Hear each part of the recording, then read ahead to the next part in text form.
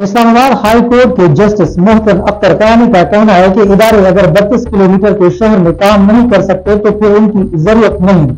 Secretary दिफा, secretary दाखिला, फिर वजीर आजम और काबीना को बुलाऊंगा। उनको कहूंगा कि बताएं एजेंसियां मुल्क चलाएंगी या मुल्क कानून के मुताबिक चलेगा। अहमद फराद लापता केस को मिसाल बनना है।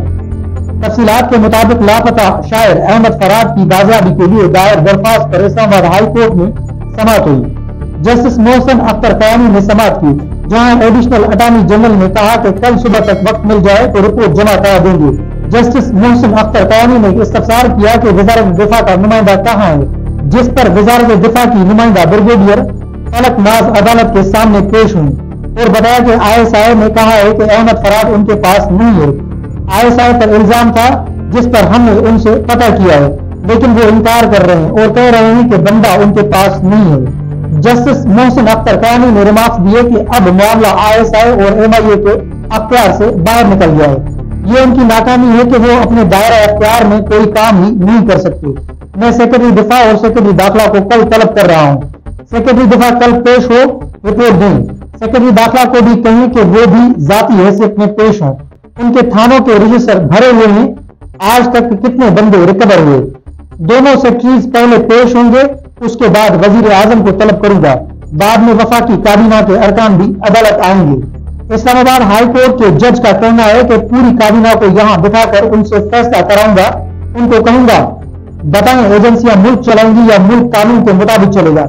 ये मामला इतना सादा नहीं। ये क्या तरीका है कि जब दिल चाहा दरवाजा खटखटाकर बंदा उठा लिया।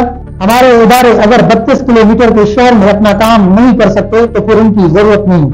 एक तरफ मैसेज भेजें और फिर कहें कि बंदा हमारे पास नहीं। कोई एक तो झूठ बोल रहा है, मगर हिस्ट्री बिल्कुल क्लियर है कि है क्या। दौरान समाअत जस्टिस मोहसिन अख्तर कानी ने SSP पुलिस से इस्तफसार किया कि क्या ISI के सेक्टर कमांडर का बयान लिखा है।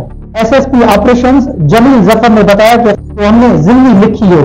उस पर जस्टिस मोहसिन अख्तर कानी ने हिदायत की कि कल बाकायदा सेक्टर कमांडर का बयान लेकर अदालत में पेश हो, फिर मैं उसे तलब करूंगा। सेक्टर कमांडर कोई चांद पर रहता है, बहुत बड़ी ताकत है, क्या हैसियत है उसकी। एक ग्रेड 17 या 18 का बंदा होगा, आपने उसे क्या बना दिया है। अभी इस केस को मिसाल बनना है। ये अगवा बराए तावान से ज्यादा संगीन जुर्म है। अदालत इनको हिदायत दे रही है कि बंदा अदालत के सामने पेश करें। उनको बता दें पटिशनर को ना मैसेज कराइएगा।